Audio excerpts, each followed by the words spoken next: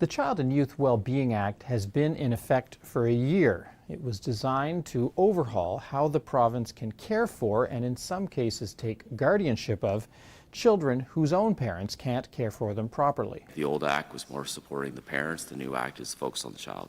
The child-centered approach. This week, top social development officials told MLAs the new act was making things better. Does that approach, from the social worker's point of view, is that showing the fruits that we hoped it would?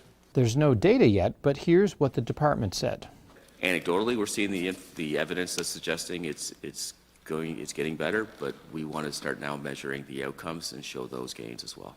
This ruling, however, is anecdotal evidence that the province doesn't always act in the best interests of the child, at least according to the province's top court. In this case, the province took guardianship of a 12-year-old boy whose father, quote, struggled to take care of him and placed him in a group home. But there was still a loving relationship, so the judge allowed the father to have regular contact with the boy. The province appealed that decision, arguing the new law doesn't let a judge do that. The Court of Appeal upheld the judge's order that they could have contact. The appeal ruling says the department's interpretation of the act was absurd and went against the intent of the act because it was contrary to the interests of the child to force a parent to fight in court when the child wants to maintain contact.